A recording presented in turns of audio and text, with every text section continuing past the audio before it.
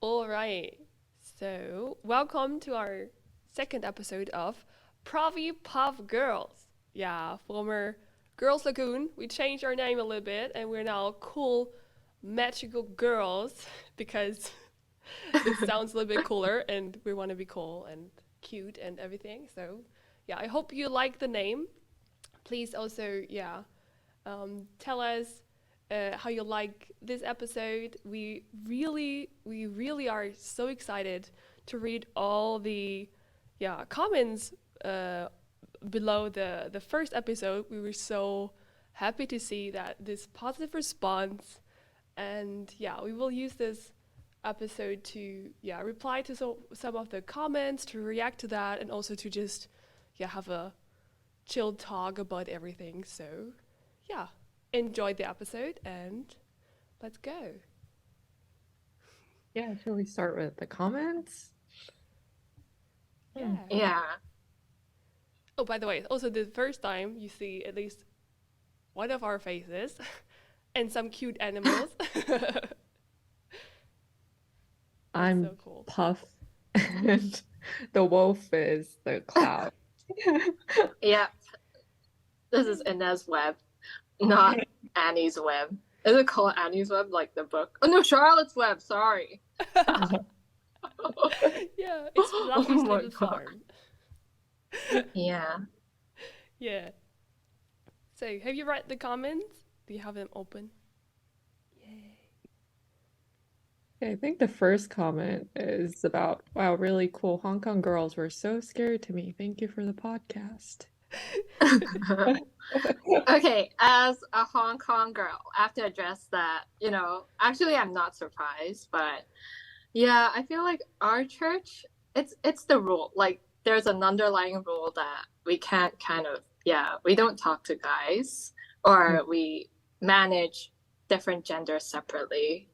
So, yeah, I understand why, as a guy, you would be scared. Or I feel like this has to change as well in our church. I mean, like, I think throughout the week, I listened to, like throughout Pastor Sky's podcast, I kind of also like thought of former faith churches because like former faith churches, like, no matter the gender, they always greet you with a smile or you always feel welcome there. So I feel like this has to change. Like, I don't want to intimidate anyone. And especially members. I want to create like a more welcoming environment for everyone. So I feel like just a nod, a smile, a wave, or just hello, even. I think it's fine. Yeah.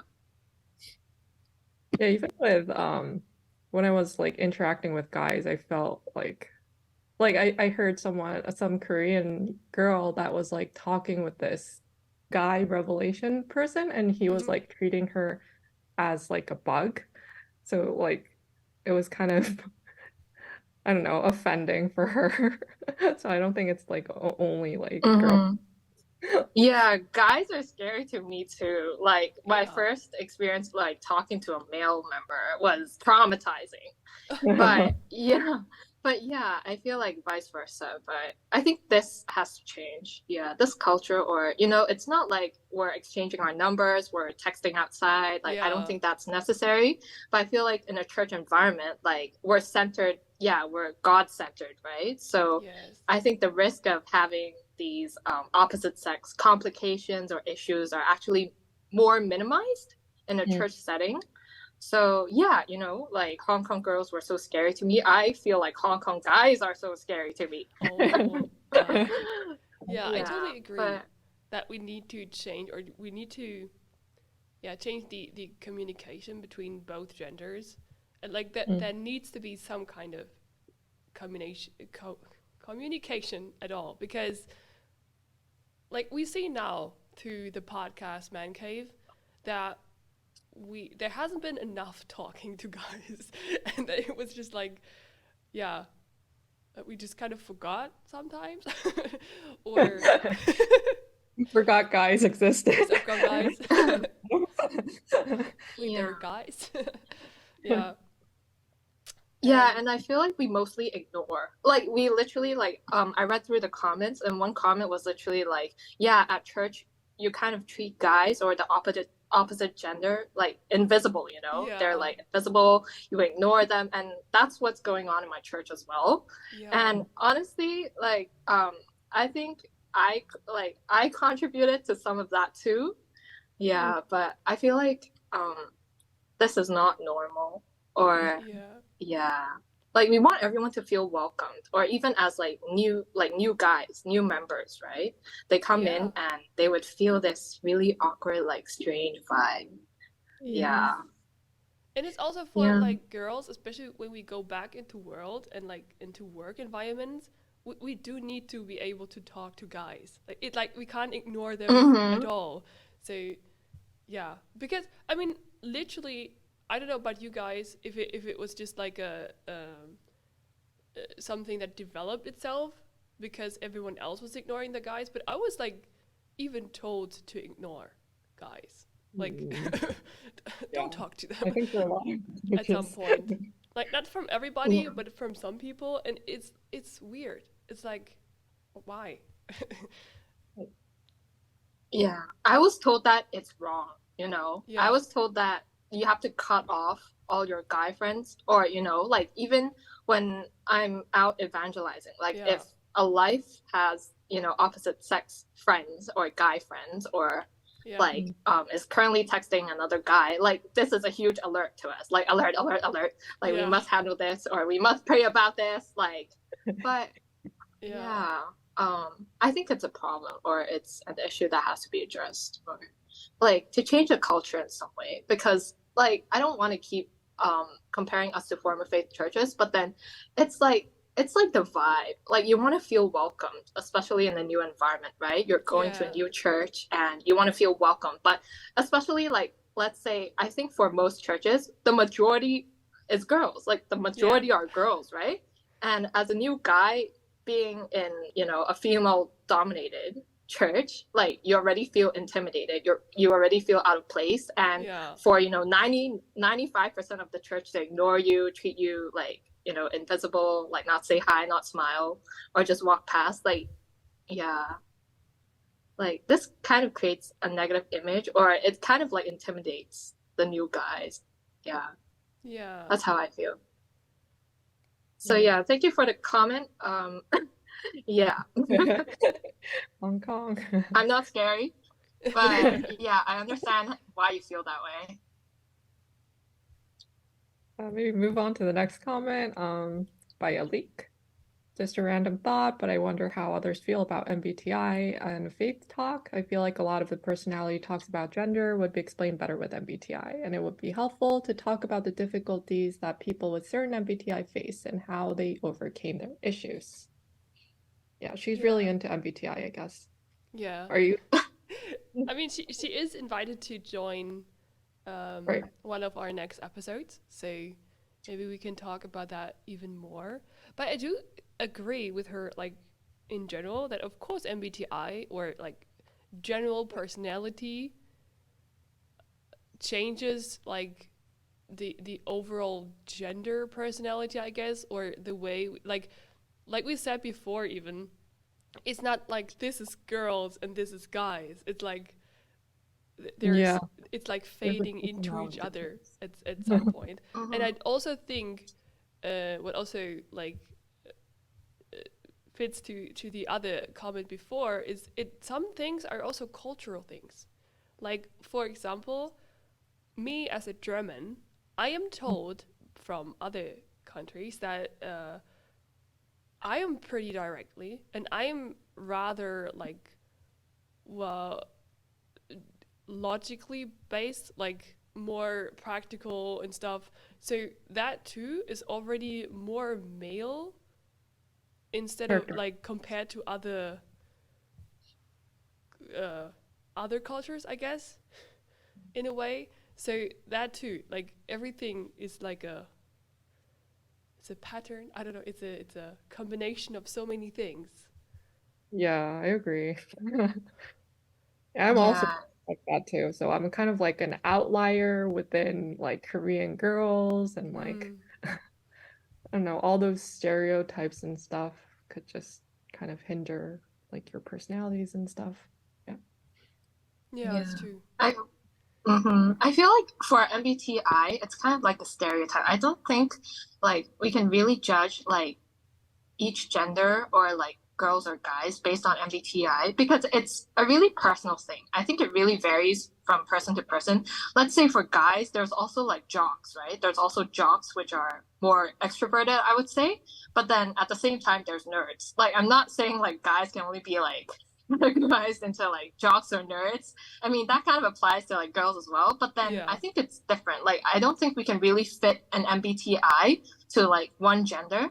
Yeah. But yeah, I would say for the guys from Man Cave, I've heard that, oh, like girls are always really organized, blah, blah, blah.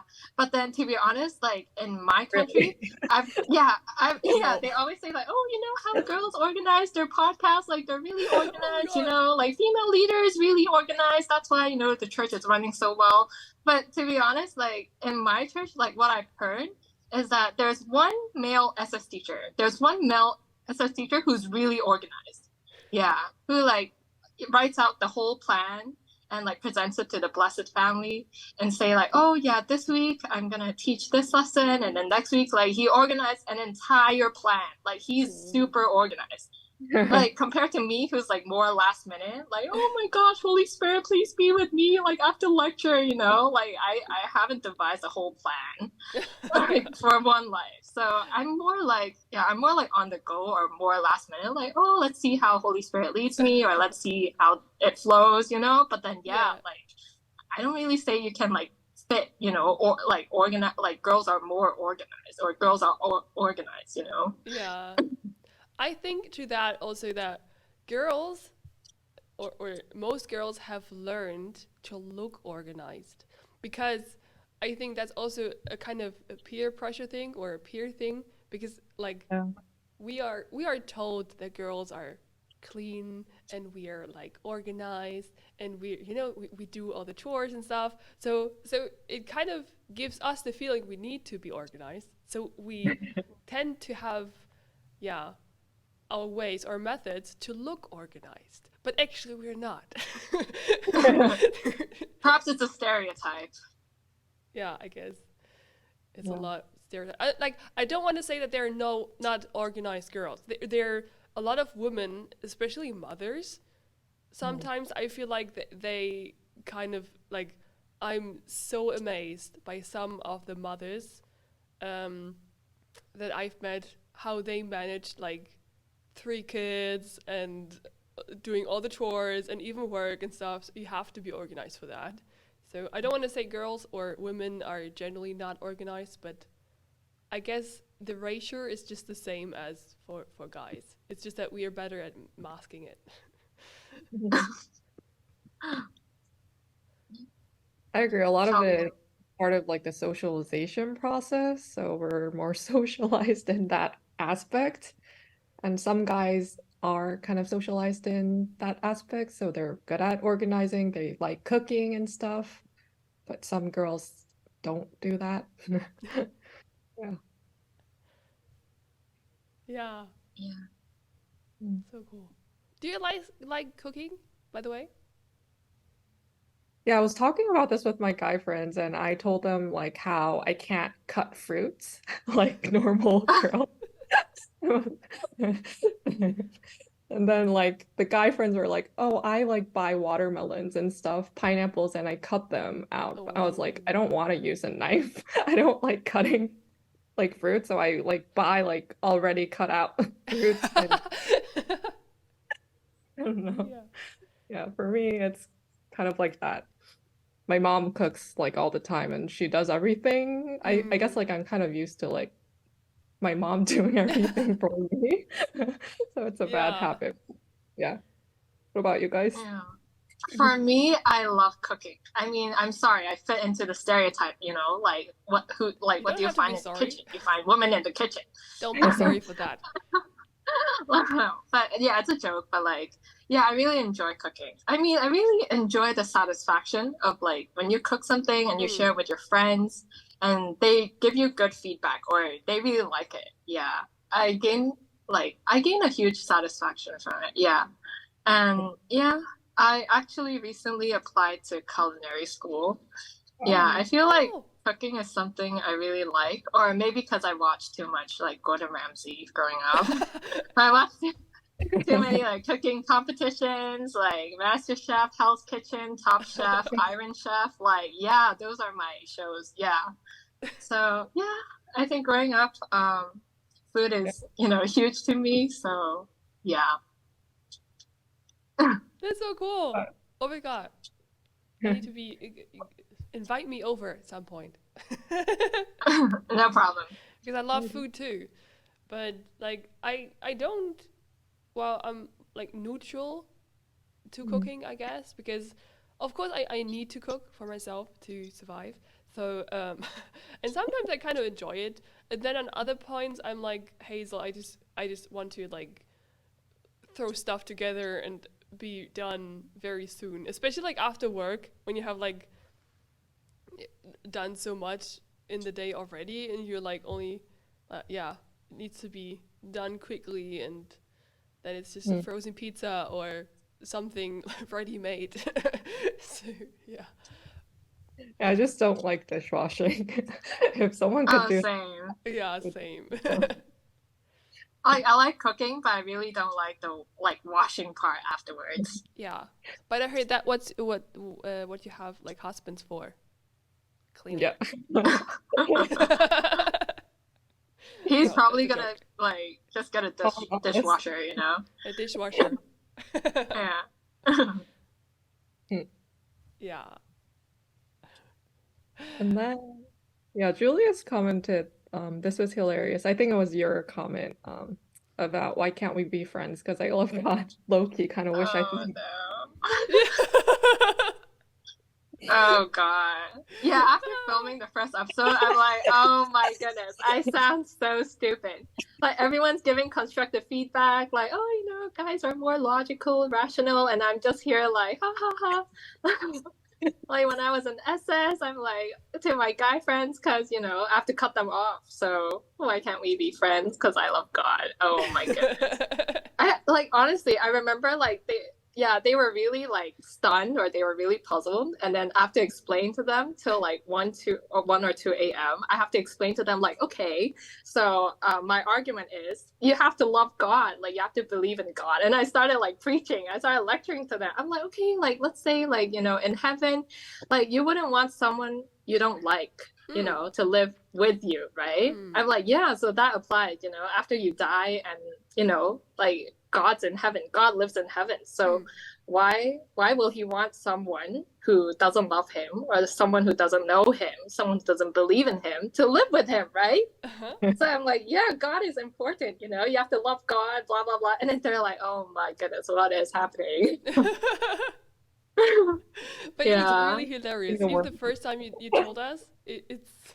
Wait, but Julius is right. Like sometimes you just need the courage to just say stuff like that. I wish at some point I had the courage to just say like, no, sorry, I believe different now, and this is why. I think it's cool. Oh no.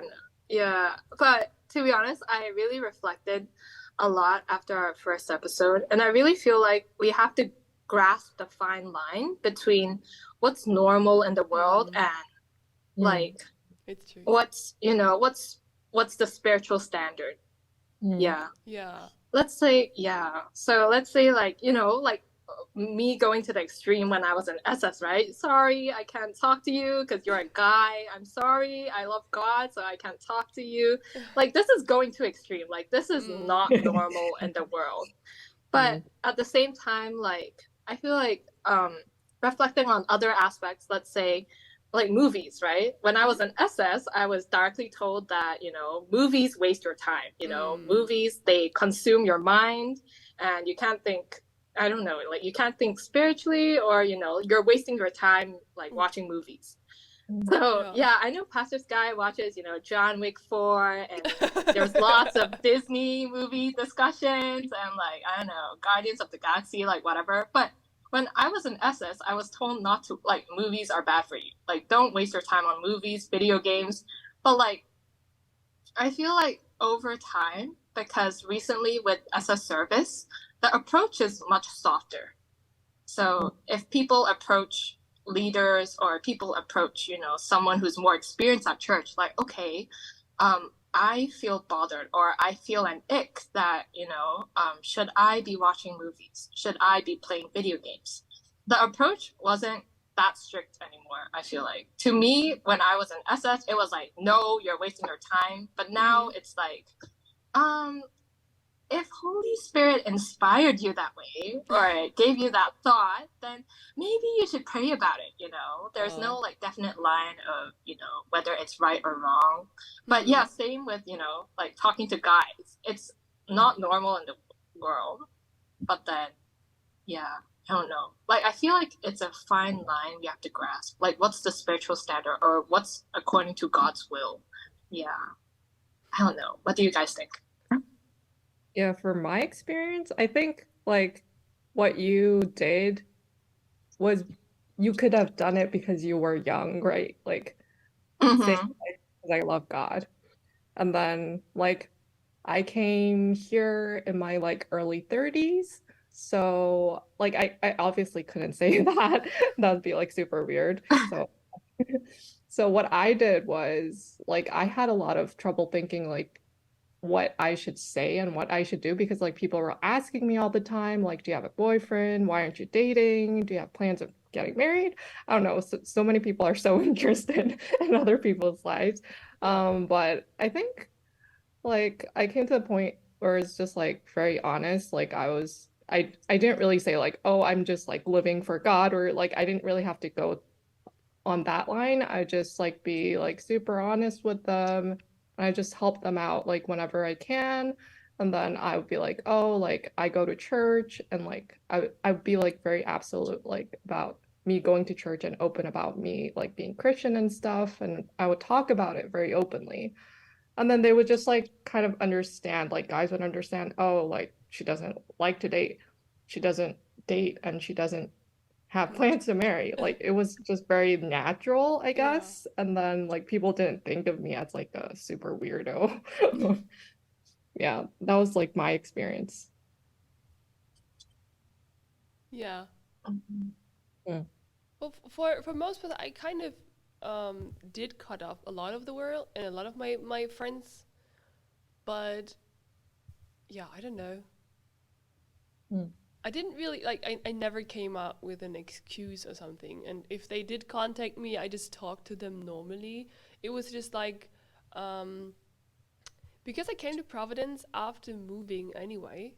So like, right after graduation, everyone's kind of moving. Some move towards like, closer to some university or into another city. It's quite normal in Germany.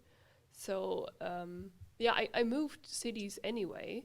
I didn't have my friends that close to me anyway. So it was easy kind of to just kind of, to not talk too much to them and just to be more involved into church and stuff. So it was like a smooth process where I didn't have to come up with anything, right? Too bad. Or perhaps I could have waited longer. Yeah. But I think, I mean, especially since you say that you came up with that when you were in SS, I think that maybe tells us to be really careful with young students because, like you said, students are sometimes a little bit more extreme. So they go fully extreme. So maybe we do need to think about that in the future too, that I think it was in the comment about like KJS's direction about like making males and females sit together and stuff. And I personally don't agree with that. Like as young people going through puberty and they have like all their hormone issues and stuff, I don't think that's necessary. It's not like necessary at all. Yeah. I feel like, to me, like from my perspective, I feel like it's unnecessary as well. Because I also came from former faith, and in my former faith church, it's it's normal for girls to play with girls and it's normal for guys to play with guys. And unless Yeah. we're, in a game or unless, yeah, unless necessary, that we actually don't really talk to each other because girls kind of naturally bond with girls or guys naturally bond with guys. Mm. Yeah. So I don't think we really have to make it a rule that, girls have to sit with guys. Yeah, that's how I feel. Yeah. I agree to that. Yeah, and even when I like hang out with my guy friends right now, like I have like absolute standards of like not being in like the same room with them, like not going to their house basically in like a private place. Mm. Like even if you're like super close, like I'm Yeah. always like eating with them and like I'm always like doing my work with them in like a public cafe. And I think like people need to have like absolute rules that they will keep to. Yeah. They're gonna have like friends at our meals. That's what I Yeah. think. Yeah. Yeah. I think most of it is just like own responsibility anyway. So I Yeah. guess to just set Yeah. up fixed guidelines for everybody probably won't work anyway because some people just won't do it. So I Yeah. guess all we can say is that is responsibility and yeah, just I don't know. Don't be too strict, I guess. Mm. Because then it's going too extreme and then I know people are Yeah. weirded out and stuff. Yeah. I feel like the baseline is you have to have courtesy or Yeah. you have to be well mannered. Like, Yeah. don't act, unusual like when I did when I was an SS. But yeah, like they're, they're people, they're humans. I mean, they're normal. So yeah, I think one lens that I kind of see through is that, God also created the opposite gender. Like they're human too. And because I'm a bride in this history, so actually like they're kind of it's kind of like brothers and sisters. Yeah. So I just treat them as, someone like God loves them a lot too. Like God loves them very much too. So I just treat them like a brother or a sister. Yeah. That's cool. Yeah, I think that's a great idea. Yeah. Should we move on? Yeah. Yes. Hannah Neo was saying being more managed because you low-key knew that your parents wanted a son. Not hate to my parents, they accept me for who I am. I just found this funny. I I don't quite understand. I guess it was because we also said in the podcast that not everything is like not every girl is that girlish as the men described, like all pink and glitter and stuff. And I mean, we already heard from the podcast this week that even Sky likes Disney movies, and I mean, we already thought about like because he's for everybody listening to this podcast. Sky is actually managing our group chat, and at first we were asking if, or there was this like small discussion if he would join the podcast too. And I think because before this episode, I just watched Provi come, and he shared a very pretty picture of Sky. You guys need to see that if you haven't. Oh, I didn't see that. And I think if we use that profile picture, his passion for Disney movies and him just speaking in a little bit higher voice, he could totally rip up that girl. He could totally be a PROVIPUFF girl. No, I'm just joking. But Yeah, he's not invited because he's too girly for us. yeah, he's too girly.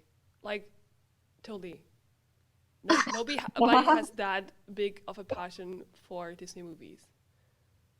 Mhm. Yeah. And then Karen commented about, I agree, food plays a huge role. My career is all about food.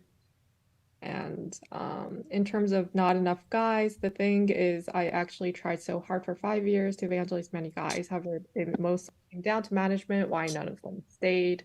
The main thing would be probably they couldn't accept the word. I was also told years ago, a newcomer, that we weren't allowed to evangelize guys because of the concerns of opposite sex mixing. So maybe that played a role in why we don't have many guys members now. And then she mentioned the KJS thing.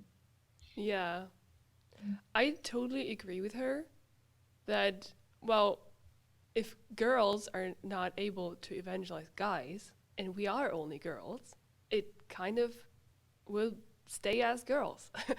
It doesn't, like, that's, yeah, I totally see why that's a problem. Yeah. Hmm. I totally understand where she's coming from because I think this also goes back to the second episode of Man Cave, saying that there are less male leaders or there are no male leaders in my church. And to manage guys, it's better for guys to manage guys, obviously, because if we continue to manage guys and if, their life is of similar age as us, it's really hard to not have opposite sex, like, thoughts or issues. But yeah, I think it definitely ultimately boils down to there's not enough male leadership. I mean, yeah, I tried evangelizing my cousin, who's a guy. And yeah, after I passed it to another church, but I would say because there's no male leadership, or it's because the males are also really new to this history, or they're really young. So my cousin is an SS, and managing him is a male campus, and like year one male campus. So it's really hard. I would also agree to Man Cave that there aren't really a lot of directions. Like, how do you manage a life? Or what goes into it? Or, I believe it ultimately boils down to there's not much male leadership. And that's why it's really hard for us or any churches to manage guys because the majority are girls. Yeah. Yeah, and from my experience, like I think it's really kind of complicated for leadership to like assign people, like allow girls to evangelize or manage guys. Sure, because my experience, like my head leader actually asked me to manage and like try to evangelize guys when I didn't really want to talk to guys that time.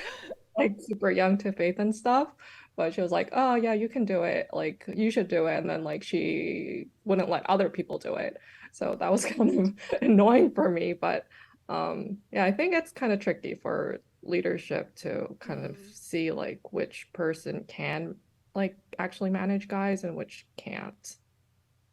Yeah, I think this also, the guys mentioned it also in the second episode of Man Cave, that guys actually need male leadership too to be more comfortable sometimes.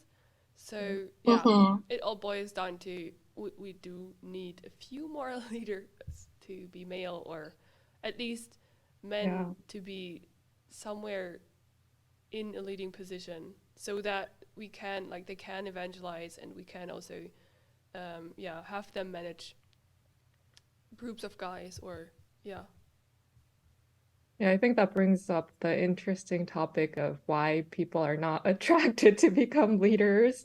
Like why, like even the few guys that are in Providence, they don't really want to be leaders. And a lot of females don't really want to be leaders now too. So I think we can talk about that later. I think so too.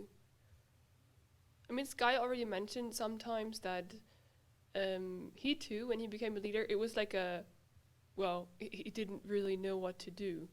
So I don't know, like, if it is that much different today, but I think there is still not really guidelines, and there's still not really training for leadership. And I think that's a problem, because if you don't know how to do it, and you have to take responsibility for a whole church, and you don't know how and what the people actually need, and if all you do is evangelizing, so getting new people while not caring about the people that are already there, it's kind of easy to see why people leave. Like, don't get me wrong, sure, it's your own choice to leave in the end, but well, if you don't really care for the people, and if you can't really like talk to the people or don't know what to do with them, then I guess it just becomes way harder. Yeah, Hmm. And talking to some of my friends in this history, I feel like the big issue is like between genuine care and love and your duty. Because sometimes maybe like when leaders approach me, I would think, oh, did I do something wrong? Or Mm. yeah, like what does she want to talk to me about? Like there's often this, I don't want to say like burden, but yeah, or maybe like you can kind of like hear or see through their intention. Like, oh, Yeah. do they genuinely care about you? Oh, like when they Mm. hop in, like maybe once a month or even once a year, like, oh, how you doing? Like, is it coming from genuine care, or is it their duty just to check in Mm. or just to manage you? I think this is also a difference. Yeah. Yeah. And that's why like I feel like people are more reluctant to open up because it's also like when you're talking to a leader, you kind of want to like appear that you're okay. I'm okay, I'm praying really hard. I listen to the word. Yeah, I'm praising every day. You want to seem like you're fine. And that's why you get, or maybe that's how you get like promoted or you get missions. Or if you seem unstable, or if you actually voice out your opinion, like some issues or some problems you're experiencing, then it's kind of like, oh, she's not stable, or Mm. yeah. But like, how do you deal with it? Like the solution's always like, oh, like you can pray to God, Mm-hmm. or see a therapist, yeah, or yeah, like that's what I've been thinking a lot lately about duty and also genuine care and love for, Yeah. members and life. Yeah, I don't want them to feel burdened every time I like contact them. But Yeah. honestly, I do care for every member. I do care and I do love every life or every member that, you know, I don't want to say I'm managing, but that I'm close to. And yeah, what do you guys think? Yeah, I totally agree. Because especially like as a kindergarten teacher, then too I have to care for people, maybe children, but in the end, children are not that much different than grown-ups actually. Like it's you need to be a little bit more careful, sure, but in the end, human hearts are not that much different. So we do want genuine care. We do want people that actually care about us and to be authentic with that. So I too think that if you just, ask up about your members and you just doing that for your duty because you have to, it's not genuine, and people feel that. And then you don't open up and you Mm-hmm. don't really talk about real problems and the real issues. And what I do think too, what you mentioned, if the only answer you always get for your problems is, oh yeah, you have to pray for it, like, duh, sure. But like, that's not always helping. It's like, yeah, thank you for telling me. Now do it yourself. Like, right? It's like, ugh, why do I even ask for help? Is if all you say is like, yeah, pray about it. Like, I'm asking you for help, like, because yeah, maybe there hasn't been an answer yet, or maybe I hope that God is like speaking through me through people, because yeah. So, but I think that's training. That's really training that's there, because even as a kindergarten teacher, I need training for that. I need training to be to reflect on myself, to reflect on my emotions, on my reactions, because it's important how I react to the problems or to what I'm told. So yeah, it's Yeah, I think you probably have to like study a lot of psychology and what goes behind people's minds and stuff, yeah. but probably there is like not much training right now that goes on in Providence, which, yeah, I understand like as pioneering, like there's Mm. not a lot of people in general. So I guess training is pretty difficult, and I don't know, how can we solve it? Like, Yeah. And I also feel like becoming a leader like it's time consuming. Like let's say you're a career member, right? You work from 9 to 5 every single day, and you're managing over 20 people in careers department. Yeah. So, there's only you, right? There's only one person. Yeah. And you have to divide your time or spend a lot of time listening to other people's problems. And this emotionally affects you as well. Mm-hmm. Or let's say like obviously there's people who you vibe with and people who, naturally you just don't vibe or you're not really close to, right? Yeah. And with just you as a leader, it's kind of like, it's kind of hard to get people you're not close to or like for them to open up to you. Or I feel like there should be more leaders, but at the same time, it's time consuming. And we want people who are more mature to become leaders, but they work a normal job, 9 to 5. And basically their weekends are always full because they cram everyone during the weekends. And that's why I think from, episode 2 of Man Cave, or like in general, I think it was yesterday's podcast, which Sky said, we should have married leaders. Yeah. Yeah. Or probably stay at home, like members, or I don't know, wives, husbands, people who are more mature, have more experience in the church. I feel like they can use more time to manage different members. Yeah.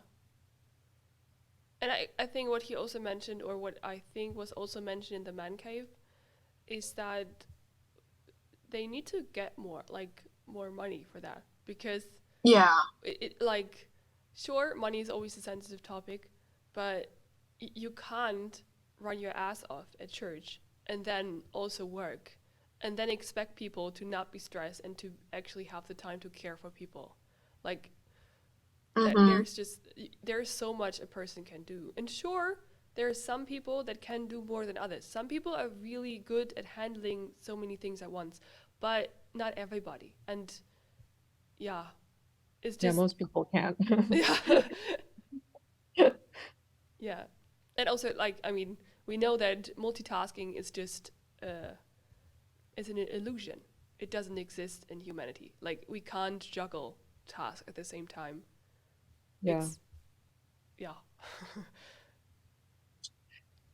And for that, I think I talk with the headquarters, and I think they're trying to like kind of make a like institutionalized admin where like head leaders are actual employees. Like, I think in the former faith, they would have like actual income and like taxed by the government and stuff. Yeah. I don't think we have that right now, so it's a bit like more informal. It's like you go in and you're kind of like in a part-time job, and you're sometimes in a full-time job and head leading and stuff. So yeah, I hope that kind of improves. I guess there's no institutionalized format right now. Yeah.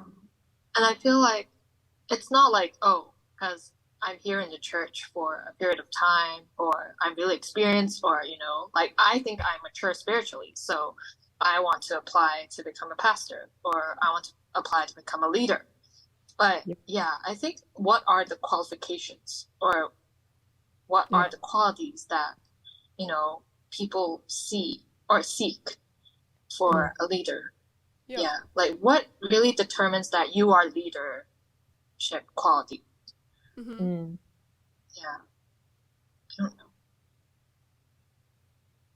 know. That's interesting because like back when I was like running full time, I kind of like realized like unless you're like super good at like evangelizing or like preaching or like just like being in the public, there's not a lot of space for like diversity in the job for Providence market, Mm-hmm. I think. Like unless you're kind of like a very good speaker like Pastor Sky, like and you're like very Mm. good in the public, like especially in Korea, it's kind of hard to like maintain this full-time Providence job. There's Yeah. nothing else to do. And I think that's something we should expand on, like what other kind of jobs that we could do in Providence instead of like thinking, oh, we all have to go out on the streets and evangelize and like, preach the word. I think that kind of like hinders our thoughts of like being a leader because I don't think that it's only just like preaching the word that is the like leadership quality. So Yeah. maybe like we should kind of like change our conceptions of that first Mm-hmm. too. Or maybe Yeah. also like, because sometimes I feel like maybe the leaders having also to preach like all the time, maybe that's also hard to juggle.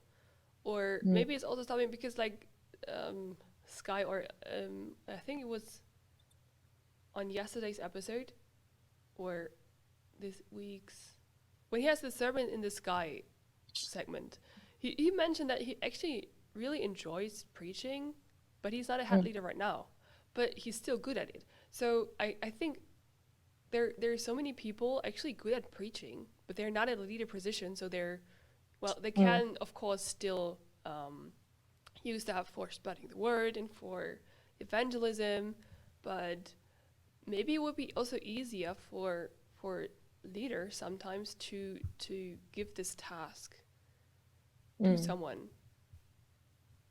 Sometimes I don't know. What do you think?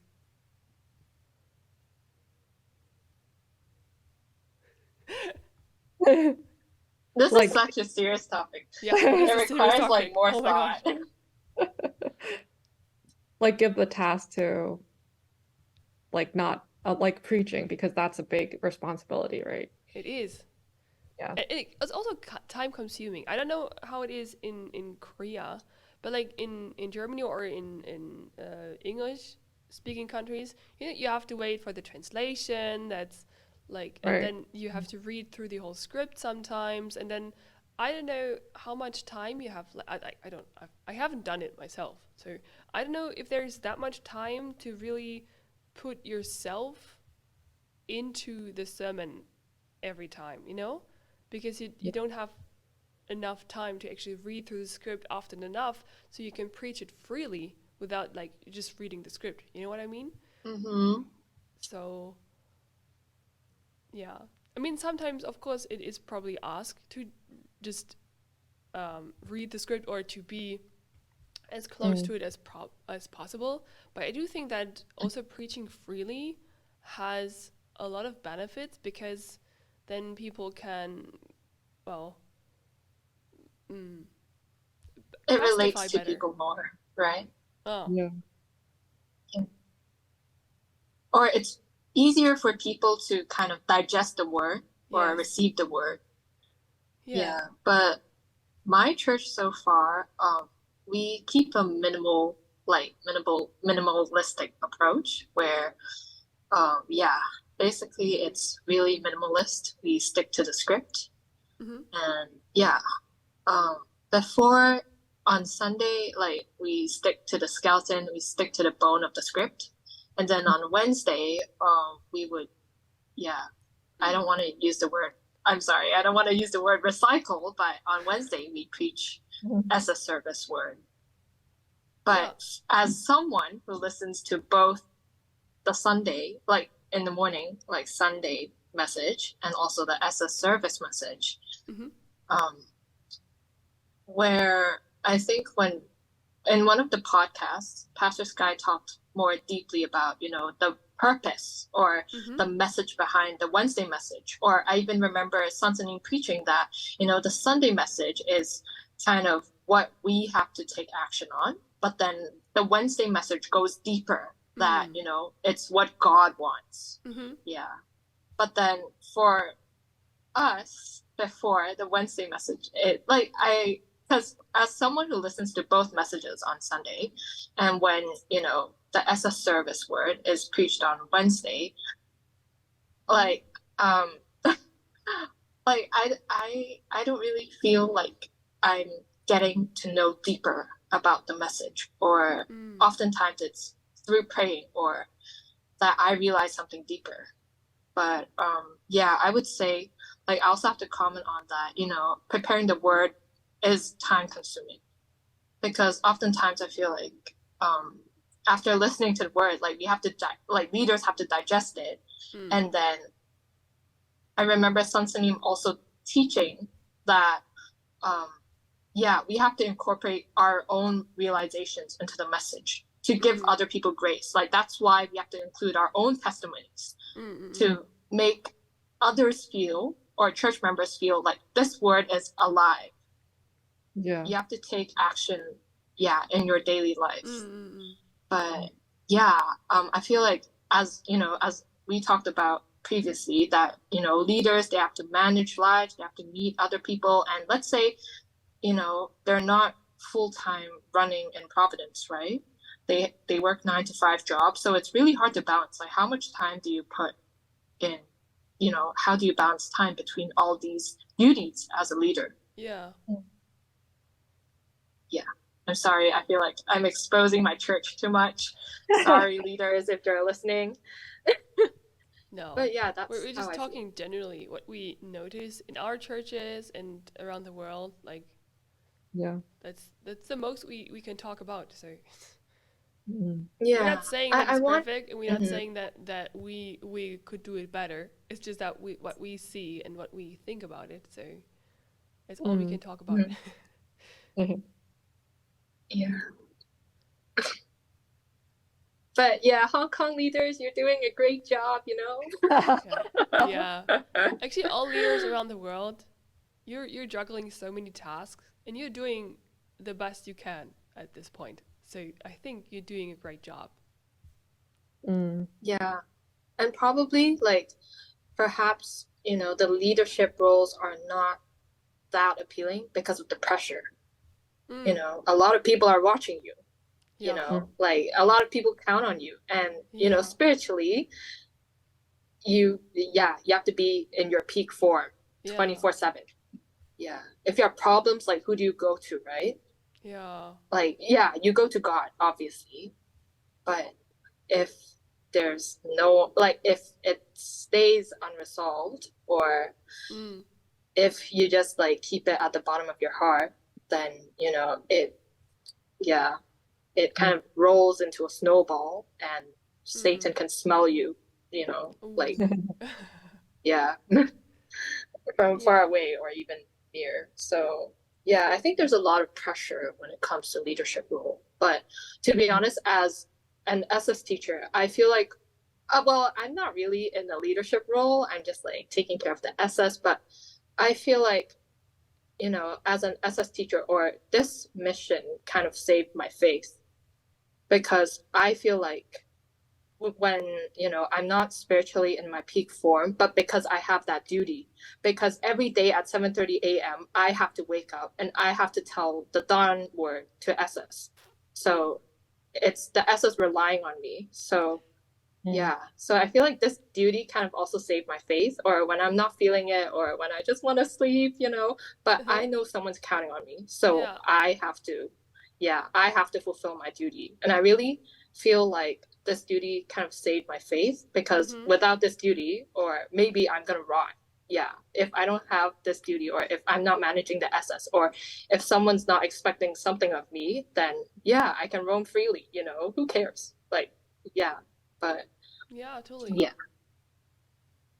And one thing I want to point out is, like, I think we should be able to, like, see beyond just preaching and just, like, preaching the word, and we should, like, kind of divide our roles. And I really liked how in the man's cave, one guy mentioned about, like, the Manhattan Project, where, like, each person was kind of, like, assigned to, like, small tasks that they could actually do.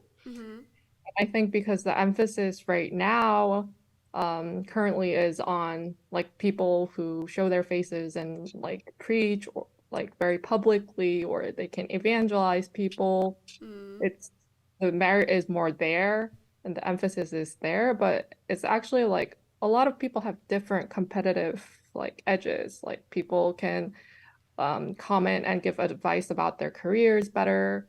And I don't think head leaders should necessarily be able to do that because they can't. They can't like I mean, there might be like competent people that can like know everything in the world, but I don't think that's Mm. necessary for like all head leaders to have. Yeah. So yeah, I think we should kind of divide these roles. Mm-hmm. Yeah. I also think it's important for people to have roles or to have a purpose, to have a task. Because like you said, you can't really save your faith if you have to do something. If you are appointed to some sort of task that is related to church, so you have to do it. So you feel responsibility. And the guys mentioned it in the cave that guys need this, but I think girls need this just as well. Everybody needs a task to do. Everybody needs a purpose to do. And sure, we have this one purpose, everyone, but that's such a general purpose. So, like, like we need, yeah, assign people to missions, not just the regular missions like evangelizing these missions, but maybe, like you said, yeah, create little missions, even if they're just small. Start small. That's okay, and then work the way up or something. Not everyone has to be like super extreme and like do super extreme things. Yeah. Yeah.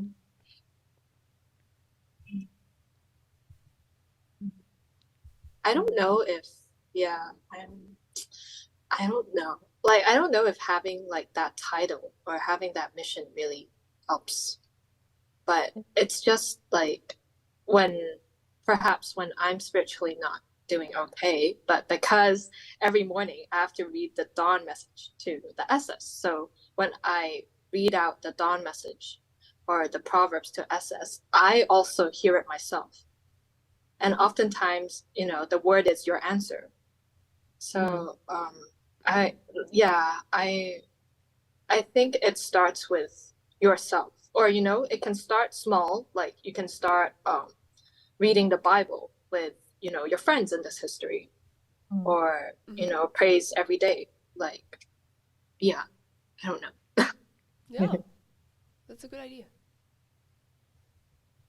Yeah. Oh, no. Let's move on. Last comment by Louisa. So she basically said she wants to share a bit of her own experience. I'm also a girl with more guy personality by nature who is direct, straightforward. Don't take things to heart easily. I prefer to hang out with guys in my growing up years. And yeah, I lived like this in such a female-dominated environment until I was 25, as I was mainly doing church work. So she did not have experience interacting with guys in the outside world. And then when I entered society to work, I had more opportunity to interact with guys, and I started to slowly build my awareness of guys. Yeah, after being in a female-dominated environment for so long, I felt that I was becoming too feminine and emotional, too much for my own comfort level. It was good that I have developed enough feminine traits to balance out my natural masculine trait. But at times, I honestly feel tired and suffocated just only hanging out with only one gender. Yeah, and she tried to evangelize guys, I guess. Yeah. Yeah.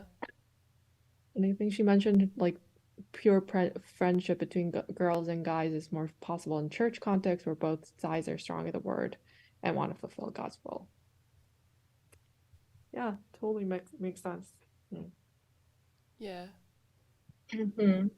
I guess it's already a lot what we've mentioned. Yeah. And I also feel like because we took a stricter approach before that, like talking to guys is wrong or you can't do it. I think it kind of like makes us more sensitive because like we think it's wrong or we think it's not normal. So it kind of makes me more sensitive, when talking to guys. I mean, for me, perhaps I watch too many Disney princess movies growing up, or I watched too many rom-coms when I was in SS before I came to this history, but I feel like, yeah, I feel like I catch feelings more, like, easier, or it, like, I became more sensitive, or I kind of developed this fear of talking to guys, so yeah, I'm like really scared. I'm really afraid to catch feelings. Or it's like, I don't know, like in that sense, I'm more sensitive. I don't know if this kind of, or yeah, I don't know if, I think it's you know, because this approach.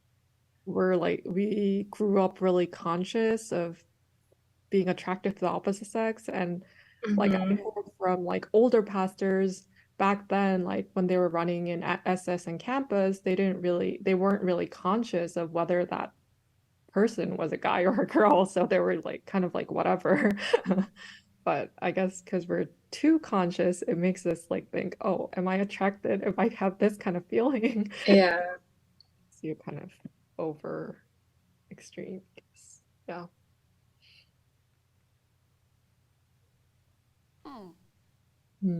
Yeah. Are we going too long or? No, I think we're okay. Maybe we take the last comment and then we can slowly wrap up. Yeah. Is this our last comment? Or?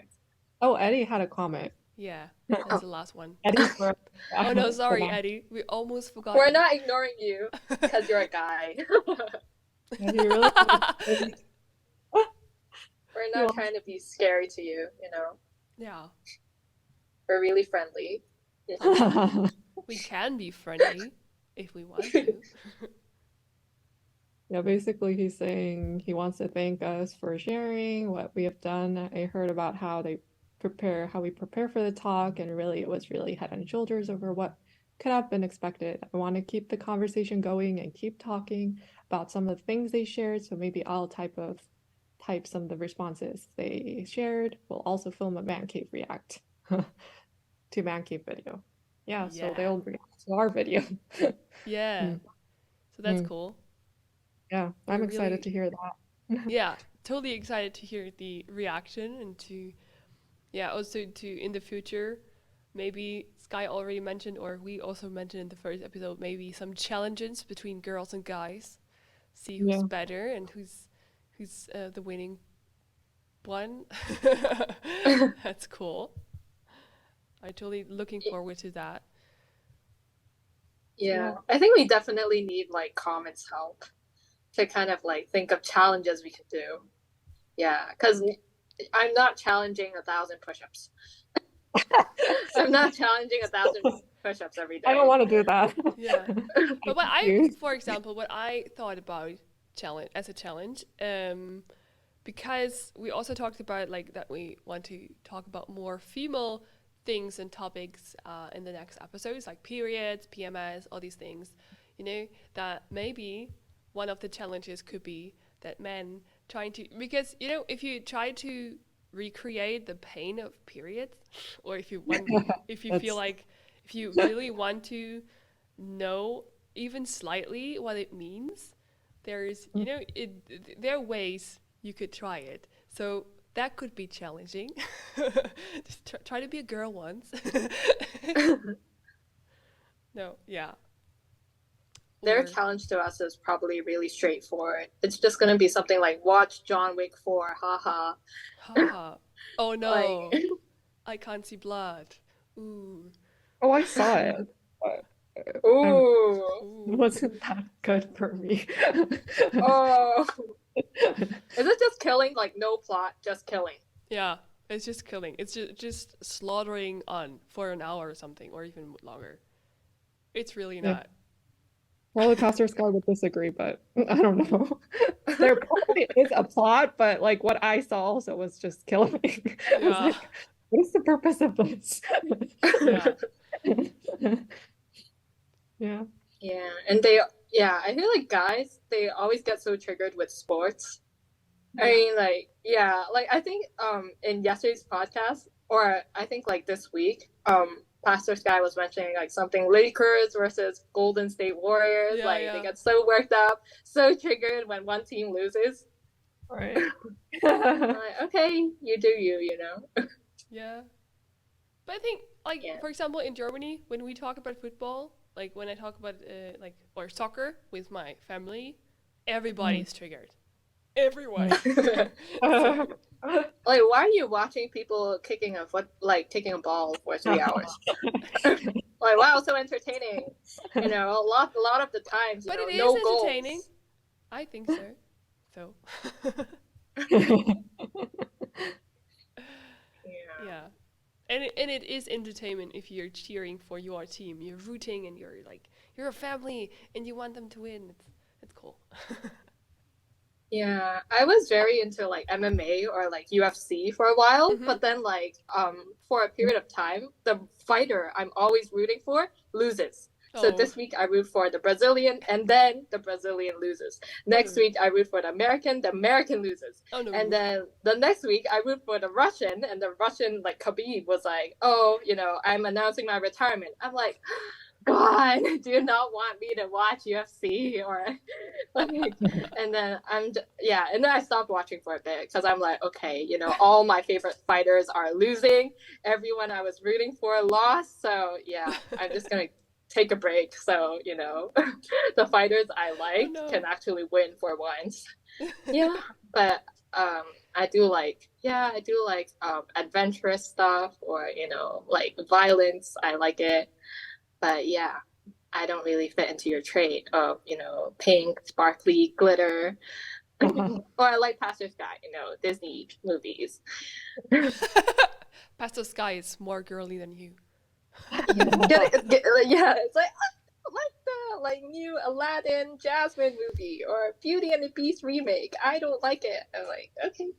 Oh yeah, I I- totally I agree don't- on that. I don't like the remakes. It's not okay. Yeah. I'd only watch the Broadway musicals. Oh cool. Yeah. Yeah, so if the guys have any more comments or even questions, that would be cool if you comment them. And for everybody listening to this podcast, please comment. And we will also share email if you don't want to comment openly or if you have any like topics you want us to discuss in the future episodes. That would be really cool if you would share them with us. And Yeah, our email is provipuffgirls@gmail.com, I think, right? Yeah, it'll be on YouTube. Yep. Yeah. okay. Then So, yeah. Feel free to send us like emails or we don't really mind YouTube comments, but if you really want to do it anonymously, I think sending an email to us would really work. And yeah, thank you for listening. And it's pretty funny to watch Inez and her pets. yeah, so if you want to see Fluffy's farm again, we'll see you in the next episode. So much fun talking to everyone. It's so cool. Yeah. Next episode. Bye bye.